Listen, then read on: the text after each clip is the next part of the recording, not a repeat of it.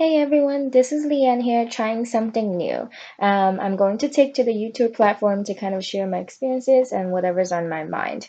It honestly doesn't matter if anyone's watching this, rather, I'm using this space to record myself and just look back at all the stuff that I was thinking about but never got to voice out loud in depth. So I'll be doing my videos radio style. For instance, I won't be filming myself, so you won't ever see my face. I'm simply just sitting down and talking. So if you have 5 to 30 minutes to relax and spare, think of me as that faceless voice that you can just leave on while you mop the floor or something. Or don't listen if my voice is hideous. It really doesn't matter. I don't actually know how long these audio clips will be. It ends when I finish the story, and that could be, very long or very short. So I'm recording this all in one go with no edits. I'm pretty horrible with file editing, so I don't think I'll ever try it. Anyway, let's begin. So today's topic is going to be OkCupid. Dun dun dun. It's really not that dramatic. Uh, so I first signed up for OkCupid, which is an online dating site, if you don't already know, in November 2014. It was about a year or two since my last relationship ended, and I figured it was really time to get into the game because meeting people in real life that you connect with so hard. I'm Chinese and I go to bubble tea places, but it's not like I can just walk into a bubble tea place, order a taro milk green tea with pudding, meet eyes with a cute guy who ordered the same drink. Oh my god, what a matcha made in heaven, and fall madly in love. Why doesn't this work? Because one, he's probably still in high school. Seriously, boba shops are the places for hangouts for teenagers. And I'm 25 right now. I am not dating a high schooler or 18-year-old. And number two, he's probably buying a bubble tea for his girlfriend. Let's be real here. So OkCupid, OKC, same thing, was the next logical step. I created a profile, used a picture of me from 2 years ago, because let's face it, that's the norm of online dating now. You whip out your best shot, which just happens to be quite outdated. Wrote some stuff in the bio section with little jokes about bacon and getting lost and how wonderful cupcakes are. Cupcakes. It was a pretty standard bio, but I did put some work into it, and I was trying to attract or filter out the guys with the same sense of humor as me. So I started talking to this one guy simply because of an error in his profile. There's a message me section on OkCupid that you can write, and in his section, he written, "Message me if you're a nice human being." I saw that and I laughed out loud. Nice human being, like a pinto bean, black beans, beans that you eat. So I decided to message him and play around a little. I wrote, "I think I'm a nice human, but I'm not sure if I'm a bean," and exclamation points and everything. I was trying to use a joking tone, which worked because he responded with, "I don't know, I only want to talk to beans." And that was it. That was the start of our conversation. It led to other jokes that I won't get into and I don't really remember at this point, but needless to say, I liked his humor and he was at least amused enough by mine to continue exchanging messages before asking for my number. Um, Let's call him Simon, by the way. Simon and I started texting daily. He mentioned that he hated texting because it was so tedious and it's hard to gauge the reaction and tone from that person. I agree. I'm all for phone conversations, but that doesn't mean I hate texting. I love texting. I love phone calls. I want both. We did talk over the phone twice, and in one of these conversations, he mentioned, I've never dated an Asian before. He's Chinese, by the way, like me.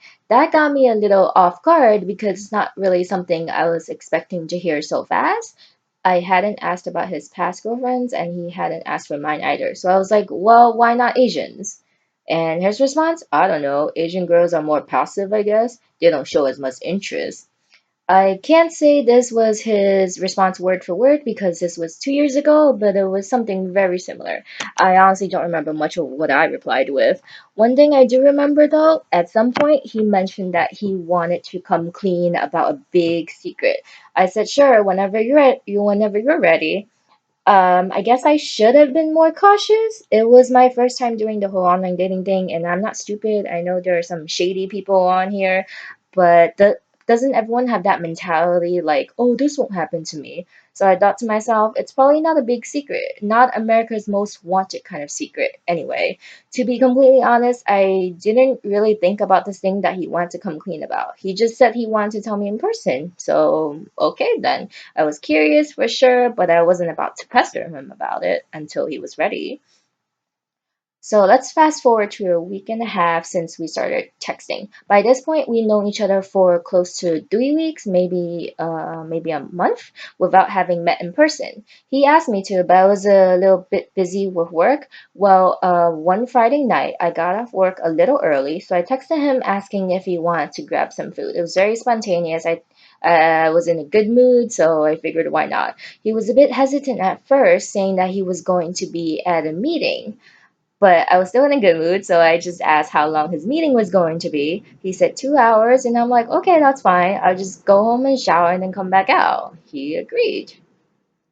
So 2 hours later, we're meeting near Williamsburg Bridge because he lived in the Lower East Side, and that's where his meeting was. We did the whole, oh yeah, I'm wearing this color and that color with this hat, blah blah, just so we could recognize each other when we first saw each other.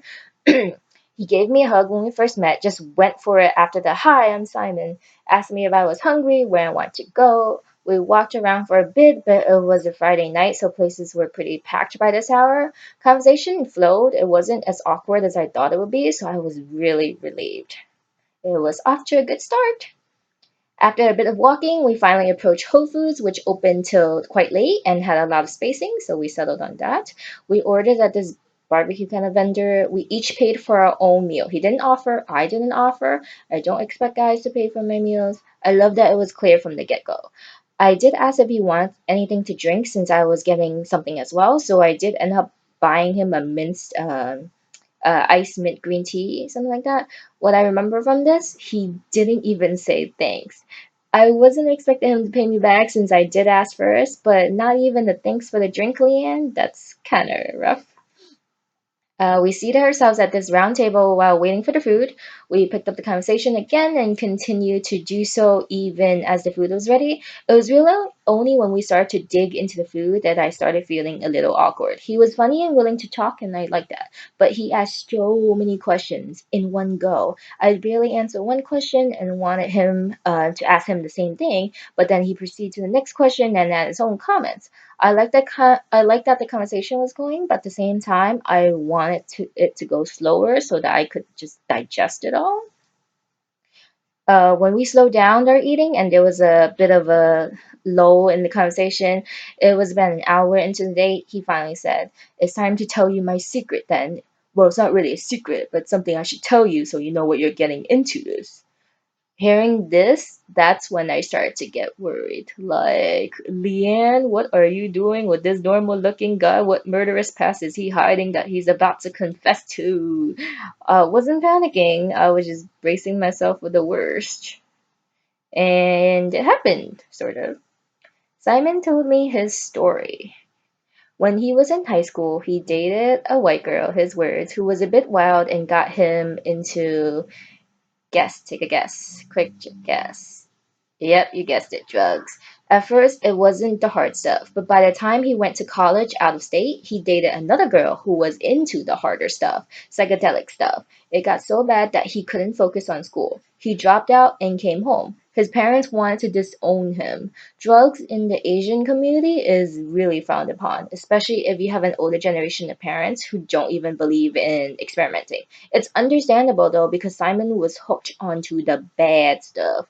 Like it's different for the American culture. If you smoke the joint and then um, the parents are more understandable, but marijuana to an Asian parent, that's like meth as well. I should say now that I'm not trying to preach say no to drugs, I'm not an above the influence advertisement, but personally for me, I've never tried weed. I don't plan to, and it simply doesn't interest me. Doesn't mean I'm judgmental about it. You do you, right? But I just wouldn't date someone who did harder stuff like cocaine, shrooms. I'm sorry, I just don't want to handle that. Doesn't mean I think you're a bad person if you do this. Everyone has their own history. But let's go back to Simon. So when Simon came home to New York City, he started stealing from his parents, from everyone, just so he could have money for his addiction. His parents couldn't put up with him anymore and officially kicked him out. Simon ended up like a character in a horrible movie, homeless, living on the streets, and doing anything he could to feed his high. The entire time he was telling his story, I was both shocked and curious. He looked normal. Most people look so normal, but haven't we all been taught that looks are deceiving? You stare at anybody and they have a story that you'll never get to hear. Well, right now I was hearing one, and rather than being repulsed, I was seriously fascinated with what he went through. So Simon survived on his own barely for a few months until he decided that he couldn't keep living like this. He didn't get into the specifics about his revelation, just that he had to get help and get clean. So he went back to his parents' place and they took him in. He started attending rehab. He specifically mentioned that he went to an all guys rehab center over the summer, so very recent. Remember, this is in November, and meetings like Alcoholic Anonymous. So, oh yes, he was a heavy drinker too. Remember earlier when he said he had a meeting before our date? Yep, he was coming from one of those meetings, which is fine. He was honest about it. He talked about going back to school. He talked about wanting to do something with his life, like join Peace Corps or something similar, which made me really proud of him because Peace Corps is something I'm passionate about as well. He said he'd been clean for a couple of months now and no intention of starting drugs again. No weed, no alcohol, nothing. Of course, I interrupted now and then when he was telling me a story with questions and comments. But after he was completely finished with the story, down to the point about how he was active in meetings, I told him thanks for sharing and I wasn't going to judge you because this is his past, not his present or his future. And that's when he started getting fidgety. A little bit more fidgety than before. I could tell that he got the sense that I was judging him because I told him I'd never done drugs. He then said I was such a good girl, but kind of in a bad way, like a scoff, like, wow, Leanne, you're such a good girl since you don't do drugs. I did get a bit peeved and offended by that label. I just hated it, especially after he shared something so personal, but I found myself thinking, like, what? Just because I don't care for experimenting when I was a teenager, that makes me boring or something? I didn't want to comment on that though. Uh, so apart from the fact I simply said I didn't find it appealing, I went back to asking him about his choice of poison and drugs, and he's like, "Oh, shrooms for sure. Everything you see is just crazy." I was sincerely fascinated by his stories just because of the first-hand account of everything. The more I kept him talking about it, the less he could judge me for my lack of experience, right? For some reason, I was feeling very uncool in his presence. Was he right? Was I boring and unadventurous just because I could never ever have these crazy tales to tell? But even though I felt so lame at that moment, it never once crossed my mind to actually try LSDs. Sure, I'll drink a beer and do something silly and crazy at the bar with my friends for a good story, but to damage my mind and body to that level, I just don't think I would be able to do it. I have no desire for it. I started to feel awkward though. I think he could feel my awkwardness as the night wore on. I could read it on Simon's face that he didn't like me anymore. Maybe he thought I was being judgy. Maybe he wanted someone who could relate but still be clean like him. Maybe he wanted a girl that was like his two wild exes. Maybe he really just doesn't date Asians as he mentioned before. Finally, Simon said it was getting late and we should just get going. Just so you know, it was 10:30 p.m., which is not late at all for a Friday night.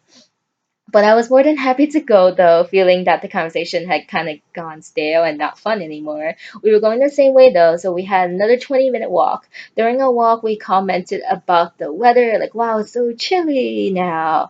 No, duh, Leanne, it's November and it's nighttime. Obviously, it's chilly. I kind of want to smack myself over that comment. Please don't ever talk about weather on a date. It's just really rubbish. So then we talked about music and movies and his aversion to texting and technology in general. We had pauses here and there, definitely a different vibe and mood when we first saw each other 2.5 hours ago. We got to my subway station, the Lancey station actually. He leaned in quickly for a goodbye hug and then said, "Text me when you get home." And then he left. He didn't look back. And that's the surest sign that the guy is not interested, in my opinion. But that was really okay because I didn't think I was that interested anymore. I wasn't trying to date to feel inferior about myself. I just wanted someone to talk to and share experiences with. But if that someone felt like I had too little experiences, then I really couldn't do anything about my past, you know? The shitty thing I did though, I'll be honest, I wasn't feeling it, and despite him telling me to text him that I hadn't gotten murdered on my way back to Bushwick, I did not text him. Sorry, Simon. I just figured it was easier not to, and that he gotten the hint without me making it so obvious. I guess in a way I didn't want to be like the bad person, even though I am. It did come back to bite me in my ass the next day when he texted like mid-afternoon or something. Leanne, did you get my text? Sorry, Leanne, did you text me? Did you get home safely? And I felt so bad. I really did. I should have texted. I should have texted at least. What if he was worried?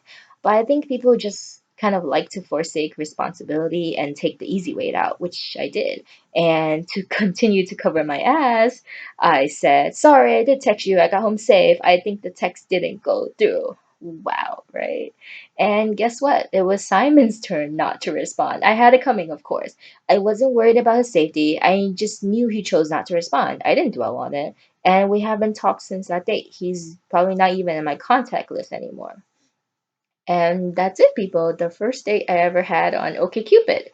And before I leave, let me ask you this question. Why do we, as human beings, get it, have to be so cowardly with the whole texting and avoiding situation? This is how ghosting happens. Why couldn't I just have been more vocal and texted, hey, I got home, thanks, I'm sorry, but I didn't think this will work out though, good luck.